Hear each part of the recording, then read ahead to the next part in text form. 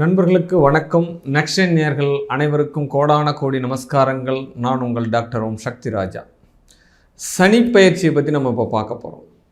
ஆமாம், 2025 எல்லாருமே எதிர்பார்த்துருக்கக்கூடிய இந்த சனி பயிற்சியை பற்றி தான் நம்ம இப்போ பார்க்க போகிறோம். ஏன் இவ்வளவு முக்கியத்துவமாக இந்த சனி பயிற்சி நம்ம பார்க்குறோம் அப்படின்னா, ஒரு ராசியில் சனி பகவான் வரக்கூடிய காலங்கள் பார்த்தோம்னா 30 ஆண்டுகள் எடுத்துக்கிறாங்க. அதிக காலங்கள் எடுத்துக்கக்கூடிய ஒரு மந்த கிரகம் தான் இந்த சனி பகவானுடைய பெயர்ச்சி.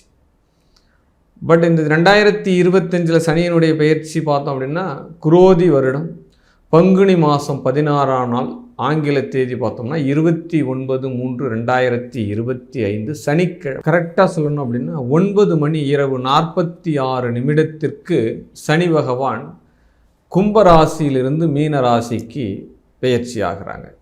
இதுதான் சனி பெயர்ச்சியினுடைய விஷயம். இந்த சனி பெயர்ச்சி பெயரக்கூடிய நாள் சனிக்கிழமை. அங்கே பயிற்சி ஆகக்கூடிய ராசி மீன ராசி. அந்த மீன ராசியில் பார்த்தோம் அப்படின்னா அன்றைய தினம் 6 கிரக சேர்க்கை வேறு இருக்கிறது அப்படின்ற ஒரு விஷயம். இந்த சனி பெயர்ச்சி புரட்டாதி 4ஆம் பாதத்திலே பயிற்சி ஆகிறார். மீனத்தில் போயிட்டு புரட்டாதி 4ஆம் பாதத்தில் பயிற்சி ஆகிறார். ஏனைய கிரகங்கள், நவ கிரகங்கள், 12 ராசிகள் இந்த சனி பெயர்ச்சினால் எவ்வகையில் தாக்கத்தை ஏற்படுத்த போகிறது அப்படின்ற விஷயத்தை தான் நம்ம இந்த வீடியோவை விரிவாக பார்க்குறோம். சனி பகவானுடைய பார்வை பாழ் அப்படின்னு சொல்லியிருக்கா. ஆமாம், சனி பார்த்தாலே என்ன, சனி அப்படின்னாலே பயம். என்ன ஆகுமோ, ஏதாகுமோ, நம்முடைய வாழ்க்கை நிலை மாறுமா, தடம் புரளுமா அப்படின்னு நிறைய கேள்விகளோடு மனிதர்கள் நம்ம வாழ்ந்து கொண்டிருக்கிறோம். அப்போ இறக்கம் ஏற்றம் வருமா, ஏற்றம் இறக்கம் வருமா அப்படின்ற மாதிரி கொஷின்லாம் நம்மளுக்கு நிறைய வந்துகிட்டே இருக்கும். முக்கியமான பெயர்ச்சி இந்த ராகு கேதுக்கள் 1.5 ஆண்டுகள், குரு பகவான் 1 ஆண்டுகள், பட் சனி மட்டும்தான் 2.5 ஆண்டுகள் ஒரு ராசியில் பயணிக்க போகிறாங்க. அதனால் ஸ்லோ விஷயத்தில் நடக்கும், ஸ்லோ மூமெண்ட்டாக நடக்கும். எந்த ஒரு காரியமே வேகமாக நடக்குதா அப்படின்னா இல்லை. அப்படி ரொம்ப வேகமாக போயிருந்தது கூட ஒரு பிரேக் பண்ணி பொறுமையாக நடக்கிறதுக்கு உண்டான சூழ்நிலைகள்லாம் நடக்கும். மந்தக்காரகன், முடவன் அப்படின்னு சொல்லப்படக்கூடிய இந்த சனி பகவான், சனி பகவானுடைய பார்வை என்ன அப்படின்னு பார்த்தோம் அப்படின்னா 3ஆம் பார்வை, 7ஆம் பார்வை, 10ஆம் பார்வை. இதில் விசேஷமாக நாம் சொல்லக்கூடிய பார்வை பார்த்தோம் அப்படின்னா 10ஆம் பார்வை. சனியினுடைய பார்வையில் ஒரு விசேஷம் இருக்குது. அப்போ 3, 7 எல்லாமே என்ன பண்ணுது, அசுப பார்வையாக இருக்கிறது. சரி, இந்த சனி பெயர்ச்சி எந்தெந்த ராசிகளுக்கு எந்த பலன்களை கொடுக்குது அதை நம்ம பார்க்க போகிறோம். பட் மீன ராசிக்கு இந்த சனியானவர் ஜென்மச்சனியாக வருகிறார். ஆமாம், இவ்வளவு நாள் வரை விரயச்சனியாக இருந்த சனி ஜென்மச்சனியாக வருகிறார். கும்ப ராசிக்கு பாதச்சனியாக போகிறார். அப்போ ஜென்மச்சனியிலிருந்து பாதச்சனியாக மாறுகிறார். பட் மேஷ ராசிக்கு இப்போ தான் 7 ஆரம்பிக்குது, பட் விரயச்சனியாக உள்ள வரார். சிம்ம ராசிக்கு அஷ்டம சனியாக வருகிறார். இந்த 4 ராசிகளுக்கு இந்த சனி பாதகமான சூழ்நிலையினுடைய தாக்கத்தை கொடுக்க போகிறார் அப்படிதான் நம்ம நினச்சிக்கணும். பட் இதிலிருந்துலாம் தப்பிக்கிறதுக்கு என்ன ரூட்டு, என்ன மாதிரியான விஷயங்கள் நம்ம செய்யணுன்றதை பின்னொரு வீடியோக்கள் நம்ம முழுசாக பாருங்கள். கண்டிப்பாக உங்களுக்கு உண்டான பலன் கிடைக்கும். பட் யாருக்கெல்லாம் இப்போ விடுதலை நடக்குது அப்படின்னா, மகர ராசிக்கு 7.5 சனியிலிருந்து விடுதலை. ரொம்ப சிரமத்திலிருந்து வெளியில் வர போகிறாங்க. அவங்க படாத துன்பமே கிடையாது. அந்த மகர ராசி 7.5லேருந்து வெளியில் வராங்க. பட் கடக ராசிக்கு அஷ்டம சனியிலிருந்து விடுதலை. அப்போ 7.5 சனி, அஷ்டம சனி, இதெல்லாம் விடுதலையாகக்கூடிய ராசிகள் மகரம், கடகம். இந்த 2 ராசிக்கு இந்த சனி என்ன பண்ணுறாரு, ஒரு செயின் லிங்க்கை ஓப்பன் பண்ணி கொடுக்குறாரு. பட் இந்த சனியினுடைய தாக்கம் ஒரு நம்ம 3 விதமாக சொல்லிக்கலாம். ஆரம்ப காலம் ஏன்னா ஒரு சனி 30 ஆண்டு காலம் ஒரு ஜென்ம ராசியில் வராங்க. பட் இருந்தாலும் இந்த மங்கு சனி, பொங்கு சனி, போக்கு சனி அப்படின்னு 3 விதமாக நம்ம பிரிச்சுக்கலாம். அப்போ 30 வயது, 60 வயது, 90 வயது இந்த மாதிரி பிரிவுகளையும் ஏற்படுத்திக்கலாம். இளமை பருவங்களில் வரக்கூடிய இந்த சனி பகவான் மங்கும் சனி அப்படின்னு சொல்கிறார். அப்போ ஒரு புள்ள படிக்கிறா அப்படின்னா அந்த காலகட்டத்தில் வரக்கூடிய சனி மங்கு சனி ஆகி அந்த படிப்பறிவுகளை தடைபட்டு அதனுடைய விஷயத்தில் ஒரு தடையை ஏற்படுத்தக்கூடிய சனி தான் ஆரம்ப காலம், கற்றல் வயதில் வரக்கூடிய சனி. பொங்கும் சனி அப்படின்னக்குள்ள ஒரு இளமை பருவத்தில், ஒரு டீனேஜ் பருவத்தில் வரக்கூடிய விஷயங்கள். அப்போ எல்லா வித உணர்வுகளும் உணர்ச்சிகளும் இருக்கக்கூடிய விஷயங்கள் வரும்போது அப்போ ஆசை அனுஷ்டானம் எல்லாத்தையும் அதிகமாக தூண்டி அதற்குள்ளே போயிட்டு தன்னுடைய வாழ்க்கையினுடைய சூழலில் மாட்ட வைக்கிறது தான் இந்த பொங்கும் சனி அப்படின்னு பேர். அதீத ஆசைகளை கொடுத்து அதில் நிறைய தடைகளை உருவாக்கக்கூடியது. அப்போ போக்கும் சனி அப்படின்னா போக்கு சனி அப்படின்னு பேர். அப்போ வயது முதிர்ந்த காலங்களில் தள்ளாடக்கூடிய வயசில் தனக்கு உடல் சோர்வு நெளிவுற்ற காலங்களில் நமக்கு யாராவது ஒரு உதவிகள் செய்தால் மட்டும்தான் நமக்கு ஒன்றால் இயங்க முடியும் அப்படின்ற கால நேரம் வரும்பொழுது பிறருக்காக பிறர் என்ன சொல்கிறாலும் அதை கேட்டுன்னு நம்ம பயணம் பண்ணணும் அப்படின்ற ஒரு மனநிலை வரும்போது வரக்கூடிய அந்த சனி பகவான் தான் போக்கு சனி அப்படின்னு ஒரு காரகத்துவத்தை சொல்கிறாங்க. அப்போ கற்கக்கூடிய வயசு, இளமை பருவம், அப்போ முதுமை பருவத்தில் வரக்கூடிய வயசு, இதெல்லாமே இந்த சனியை பிரிச்சுட்டான். 6 கிரக சேர்க்கை கண்டிப்பாக உலகளாவிய விஷயங்களும் சரி, அந்த 6 கிரகங்கள் சேர்க்கையாகக்கூடிய ராசி மீன ராசியாக இருக்கக்கூடியது. அப்போ அந்த கிரக யுத்தம் வேறு நடக்கப் போகிறது. நிறைய மைனஸ் நடக்குதா பாசிட்டிவ் நடக்குதான்றதை காட்டிலும் ஒரு என்ன அசுப கிரகங்கள் இந்த சனி பகவான். அப்போ ஒரு ராசியில் போயிட்டு ஜென்ம ராசியில் பயணிக்கக்கூடிய காலம் நம்ம எந்தெந்த காரியத்திலெல்லாம் பாதுகாப்பாக இருக்கணுன்ற விஷயத்தை தான் நாம் இப்போ ஃபாலோ பண்ண போகிறோம். பட் வாங்க இந்த சனி பயிற்சியினுடைய பலன்களை நம்ம பார்க்கலாம். 12 ராசிகளில் இந்த சனி பகவான் எவ்விதமான தாக்கத்தை உருவாக்குகிறார், நாம் எப்போதெல்லாம் கவசமாக பாதுகாப்பு கவசமாக எவற்றையெல்லாம் நாம் எடுத்துக்கொள்ள வேண்டும் அப்படி தான் பார்க்க போகிறோம். பட் வாங்க பார்க்கலாம். பழகுவதற்கே இனிமையான மிதுன ராசியின் சொந்தங்களே, வாழ்க வாழ்க வாழ்க. உங்களுக்கு சனி பயிற்சி எப்படி இருக்க போகுது? கர்மக்காரகன் கர்மஸ்தானத்தில் பயணிக்க போகிறார். ஆமாம், அது எப்படி சார் எடுத்துக்கிறது? கர்மாதிபதி அவர் தானே சார். ஒரு கிரக காரகத்துவத்தில் சனி பகவான் கர்மக்காரகன் ஆயுள்காரகன் அப்படின்னு சொல்லப்படக்கூடிய அந்த கிரகம் நமக்கு 10ஆம் பாவகத்தில் பிரவேசம் பண்ணுறார். பட் அந்த 10ஆம் பாவகத்தில் வரும்பொழுது நமக்கு வேலைலாம் கொடுத்துருவாரா சார்? ரொம்ப நாளாக வேலையே இல்லை சார், நான் செய்யாத வேலையே கிடையாது, எனக்கு எந்த வேலையும் இது வரைக்கும் செட்டிலே ஆகலை சார், நான் போகாத வேலை கிடையாது, ஒரு மாதம் ஒரு இடத்துல நிலையாக நிற்கல சார் இது வரைக்கும், நான் என்ன பண்ணுறது, எனக்கு குறையா இல்லை எனக்கு தகுதி இல்லையா, அந்த காரணமே சொல்லாமல் என்னை நிறுத்துறாங்க சார். ஒரு 2 மாதம் போகிறேன், 3ஆவது மாதம் பார்த்தா என் சேரில் இன்னொருத்தன் உட்காந்துட்டு இருக்கான், என்னை டிஸ்போஸ் பண்ணிடுறா, ரிஜெக்ட் பண்ணிடுறா. ஆமாம், எனக்கு பிடிச்ச இடத்துலையும் வேலை கிடைக்க மாட்டேங்குது. இப்படி எல்லாம் சொல்லி கொண்டு இருக்கக்கூடிய இந்த மிதுன ராசி அன்பர்களுக்கு உங்களுடைய தொழில் முறையானது இப்போது என்ன பண்ண போகுது அப்படின்னா கண்டிப்பாக ஸ்டாண்டர்ட் ஆக போகிறது. அப்பா பெருமிச்சு விட்டுறலாம். ஆமாம், நம்மளுக்கு வேலை பிரச்சனை இல்லை அப்படின்ற ஒரு பாயிண்ட் ஆஃப் வியூவை சனி கொடுக்க போகிறார். ஆமாம், நிறைய பயணங்கள் ஆக போகுது, நிறைய பயணங்கள். இந்த காலகட்டத்தில் என்ன பண்ணுவீங்க அப்படின்னா உங்களுடைய this is standard of position.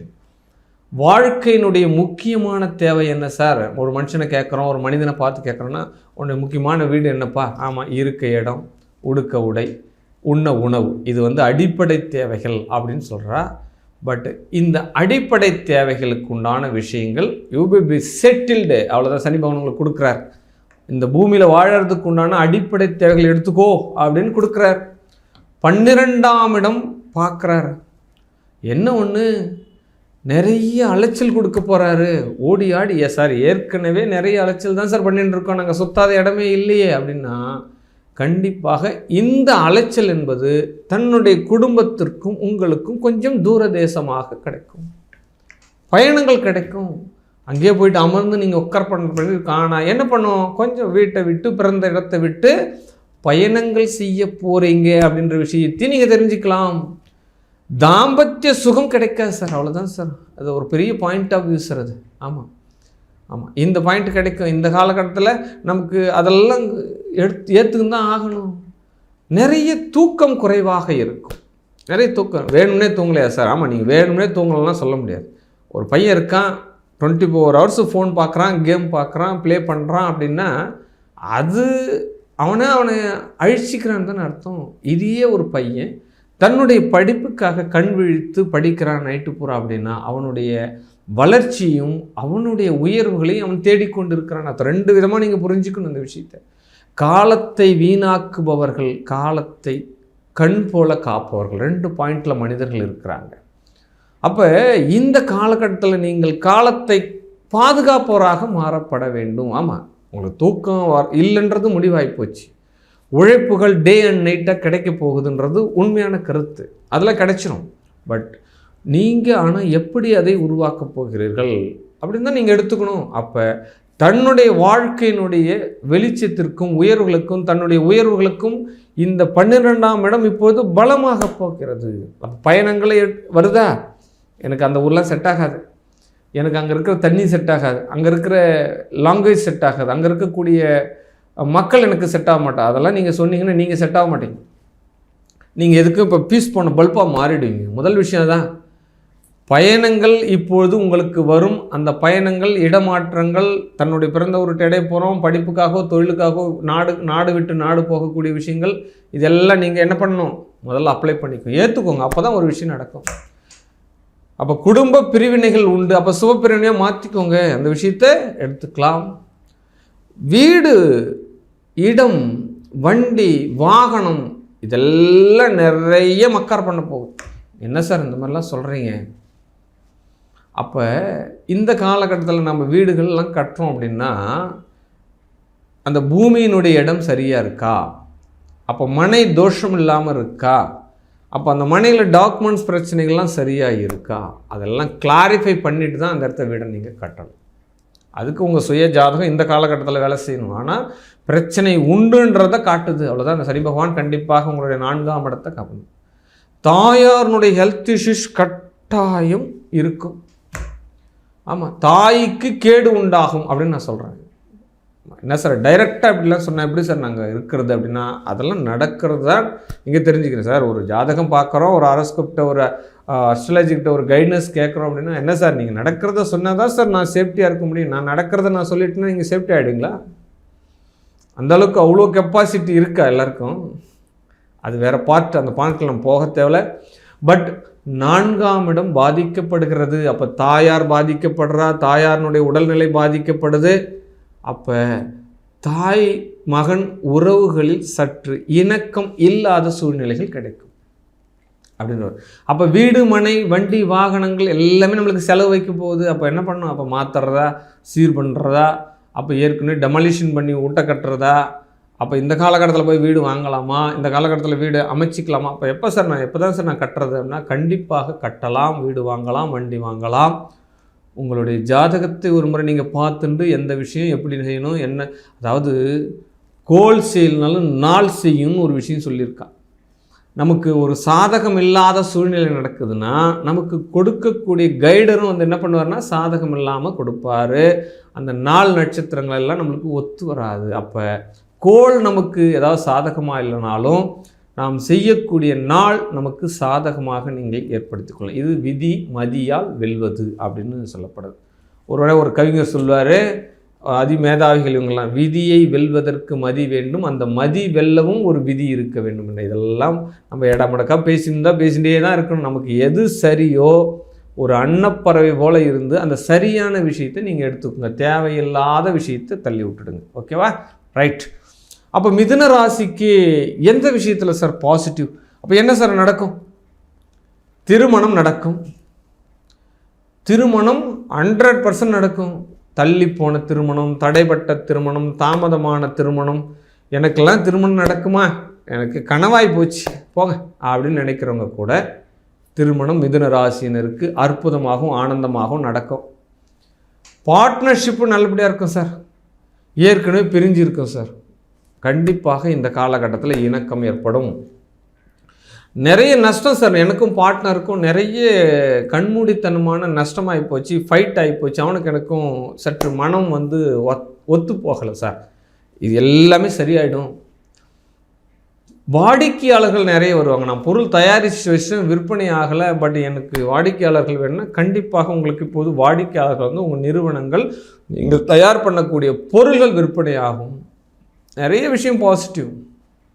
ஆமாம், கல்யாணம் நல்லபடியாக நடக்கும், பார்ட்னர்ஷிப் நல்லபடியாக இருக்கும், கூட்டு தொழில் இப்பொழுது உங்களுக்கு ஆதாயமாக இருக்கும், ஷேர் மார்க்கெட் ஆதாயமாக இருக்கும். 100% நான் சொல்கிறேன், உங்களுக்கு ஷேர் மார்க்கெட் ஆதாயமாக இருக்கும். பட் இன்னும் உங்கள் சுய ஜாதகத்தை நல்லா செக் பண்ணிவிட்டு அதுக்குள்ளே போங்க. என்ன சார் விலையெல்லாம் குறையுதுன்றாங்க, நீங்கள் இன்னும் ஷேர் மார்க்கெட் ஆதாயமாக இருக்குன்னு உங்களுக்கு ஆதாயமாக இருக்கா, அவ்வளோதான், வேலை முடிஞ்சுது. பட் இன்னொரு விஷயம் என்ன அப்படின்னா, இந்த காலகட்டத்தில் ஒரு வருமானத்தை காட்டிலும் கூடுதலான ஒரு வருமானத்தை நீங்கள் ஏற்படுத்தி கொள்வீர்கள். இதெல்லாம் நடக்கும். காதல் உருவாகும் சார். ஆமாம், ஏன்னா பார்ட்னர் தான் வருவான்னு சொல்லிட்டேனே, அப்புறம் எப்படி பார்ட்னர் வரணும்? மேட்ச் ஃபார் ஈச் அதர் அப்படின்னு சொல்லக்கூடிய பார்ட்னர்ஷிப் உங்களுக்கு இப்போது நடக்கும். இதெல்லாம் நடக்கும், 100% நடக்கும். பிஸ்னஸ் வந்து பக்காவாக இருக்கும். மிதுன ராசின்னு இந்த காலகட்டத்தில் பிஸ்னஸ் பண்ணுறீங்க, தொழிலதிபராக இருக்கீங்க, மிகப்பெரிய ஒரு ஆளுமை திறன் கொண்ட நபர்களாக இருக்கீங்க, பெரிய பெரிய ப்ரொடக்ஷன் கம்பெனி வச்சுருக்கீங்க அப்படின்னா இந்த மிதுன ராசிக்கு பெரிய பெரிய நபர்களோடு தொடர்பு ஏற்படும். அப்போ பெரிய பெரிய முதலீடுகள் நீங்கள் செய்யலாம். A to Z business of the mind இருக்கிறவங்க வெற்றி பெறலாம். அவ்வளோதான். இது வந்து பாசிட்டிவான விஷயம். இந்த சனி பயிற்சியால் மிதுன ராசிக்கு என்ன கிடைக்குது அப்படின்னா, தொழில் கிடைக்குது, பிஸ்னஸ் கிடைக்குது, பார்ட்னர்ஷிப் கிடைக்குது, ஹை லெவலில் உங்களுடைய தரத்தை பொருளாதாரத்தில் உயர்த்திக்கிறதுக்கு வழி கிடைக்குது. இப்போ லாஸ் ஆஃப் எங்கே நடக்குது அப்படின்னா, ஒன்றுக்கு மேற்பட்ட பயணங்கள் ஏற்றுக்கொள்ள வேண்டும். இந்த காலகட்டத்தில் மனை, வீடு, வாகனம், வண்டி, தாயாருடைய நிதி நிலைமை இது எல்லாமே மைனஸாக போகுது. பட் இருந்தாலும் அதில் கவனம் வேண்டும் அப்படின்னு சொல்லப்படுது. இதுதான் மைனஸ் ஆஃப் பாசிட்டிவ் நான் சொல்லியிருக்கேன். பட் இந்த சனியினுடைய தாக்கத்திலிருந்து இந்த மாதிரிலாம் சொல்கிறீங்களே சார், இதெல்லாம் கொஞ்சம் ஏதாவது ரெகலைஸ் பண்ணி நம்ம சமாளிச்சுக்கலாமா அப்படின்னு நீங்கள் கேட்டீங்க அப்படின்னா, இந்த காலகட்டத்தில் என்ன பண்ணலாம் அப்படின்னா, கட்டாயம் மேன் டு மேன், நான் சொல்லக்கூடிய வைத்திய முறை தான், மனிதனை நேசியுங்கள் அப்படின்னு சொல்லப்படுது. ஆமாம், ஒரு ஆத்மா இன்னொரு ஆத்மாவாக நேசியுங்கள். ஒரே ஆத்மா இருக்கக்கூடிய பரம்பொருள் ஒன்று தான், அது பல கிளைகளாக வடிவமைப்பு. இதெல்லாம் வேதத்தில் சொல்லப்பட்டிருக்கக்கூடியது.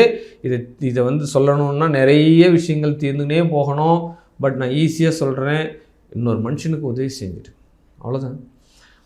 எளியவனுக்கு உதவி செய்யுங்கள். தன்னால் எழுந்து போக முடியல, நான் இயங்க முடியவில்லை, என்னால் இயக்கம் செய்ய முடியவில்லை, அடுத்த வேலை போஜனத்துக்கே என்னால் உழைக்கவே முடியல, என்னுடைய கை இல்லை, கால் இல்லை, இந்த மாதிரி ஏதோ ஒரு வலிமை குன்றிய நபர்களுக்கு நீங்கள் உதவி செய்யுங்கள்.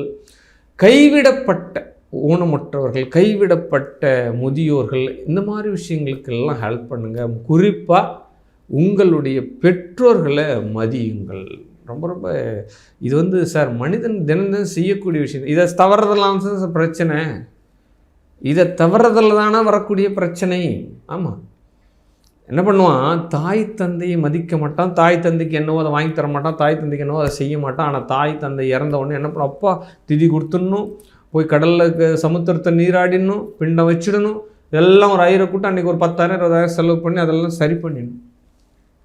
சார் இருக்கும்போது அதை சரி பண்ணுங்கள் சார், இல்லாதப்போ நீங்கள் ஏன் சார், அது வந்து சுயநலமாகத்தானே தெரியுது. ஆனால் கண்டிப்பாக அதை செஞ்சு ஆகணும், செய்ய முடியாதுன்னு சொல்ல முடியாது. இருந்தாலும் நீங்கள் இருக்கும்போதே இவர்களை வாழ்த்து பெறுங்கள் அப்படின்னு சொல்கிறேன் நான். அவங்ககிட்ட பிளெஸ்ஸிங் எடுத்துக்கோங்க சார், உங்களுக்கு எங்கே போனாலும் வெற்றி தான், அதில் மாற்று கருத்து கிடையாது. பட் இந்த விஷயத்தை மட்டும் நீங்கள் மிதுன ராசியினர் ஹோப் பண்ணுங்கள். பட் செய்யக்கூடிய தொழிலே இப்பொழுது உங்களுக்கு உயர்வை தரும். தொழில் மாறும். பட் நிறைய நபர்கள் உங்களோடு தொடர்பு கொள்ளப் போகிறார்கள். சக்ஸஸ் இன் யுவர் லைஃப் அப்படின்னு சொல்லலாம். வாழ்க வாழ்க வாழ்க வாழ்க.